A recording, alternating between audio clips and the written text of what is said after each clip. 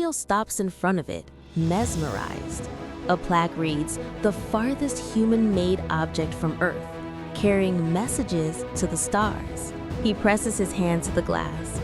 Behind it, the golden record glints, a time capsule of Earth's sounds, languages, and hopes. Elio's eyes widen. He doesn't just want to learn about space, he wants to belong there. He starts spending more time alone, on the beach. He builds a ham radio from scraps, hoping to catch a signal. Bryce, curious, friendly, and a little awkward. He's holding his own radio, drawn in by the flyer. "Is this the club?" he asks. Elio stiffens. Another boy arrives, Caleb. Confident, cocky, and clearly not here for the science. Caleb mocks the setup. He pokes at the wires. Elio tries to protect his radio, but Caleb won't stop. The tension escalates. The radio hits the ground. Sparks fly, clutching his face. In the days that follow, Elio wears an eye patch, not just for healing, but as a shield, a symbol of the battle he fought. He's not supposed to be here, but Session have pulled him in. Inside a briefing room, at the center, is Gunther Melmac. He claims aliens have responded to Voyager. He's brought a device. Olga and her colleagues dismiss him. "We're scientists, not sci-fi fans." Later that night, Elio sneaks into the lab. He finds Melmac's device. Then he sends the message. A surge of energy pulses through the room. The base plunges into darkness. As the car pulls away, Elio looks out the window. Not at the road, but at the sky. Still searching, still hoping. Bryce, Caleb, and two other boys whisper just beyond the door. The door creaks open, ready to corner him. But the room, Elio sprints across the forest floor, breath ragged, feet pounding.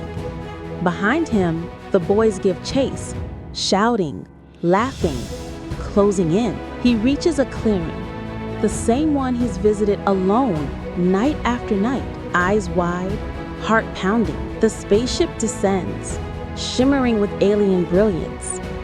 Elio steps into the light. The boys watch in stunned silence as he rises into the sky. And just like that, he's gone. Elio wanted to be taken by aliens. He never imagined they'd mistake him for Earth's leader. Elio's introduced to 3 ambassadors. Helix, a crystalline being of logic, Questa, a telepath with empathy woven into her aura, and Tegman, a multi-limbed strategist with a booming laugh. They bow to Elio. A ceremony begins. Lights swirl, symbols appear. Elio is declared a candidate for ambassador. Lord Grigon, a towering warlord from the planet Hyler, clad in armor that hums with power. "I demand the role," he growls, and he makes a choice. "I'll stay. I'll negotiate." He may not be Earth's leader, but he's about to become its voice. In the Communiverse, diplomacy is dangerous. To protect him, OO initiates a contingency, a clone of Elio, a perfect replica of himself designed to return to Earth and take his place. It looks like him, talks like him, but it's not him. He studies the Universal User's Manual, filled with cryptic advice. Elio's been in another fight. She rushes to pick him up. The clone stands quietly. He's nervous, but resolute.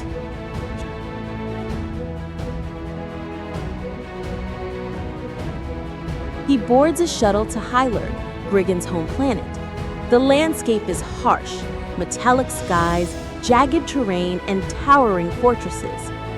Elio is escorted into Grigon's chamber, where the warlord waits surrounded by guards. Elio begins, "I'm here to talk." Grigon scoffs, but one line hits too hard. Elio implies Grigon is a bad father. Elio is seized and thrown into a cell.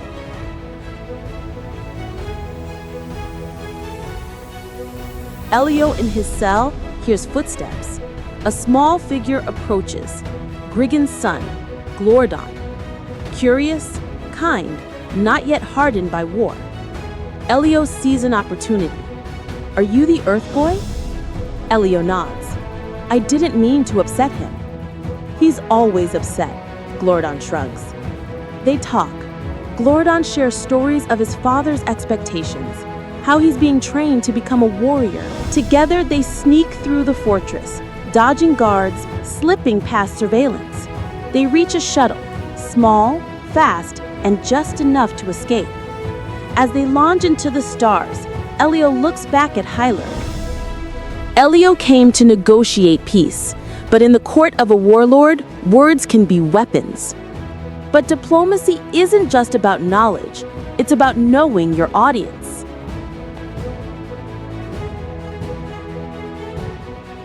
As they sit under a glowing tree that pulses with memory, Elio hatches a plan.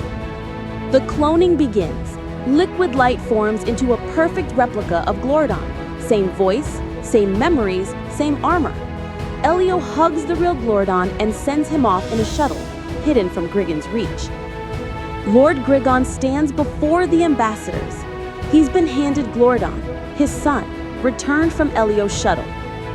But something's wrong. Griggen studies the boy. His movements, his silence, his eyes. "This is not my son," he growls. The chamber falls silent. Griggen roars. "You dare deceive me?" The place he finally belonged to is falling apart. If you love this recap, hit like and subscribe for more animated deep dives.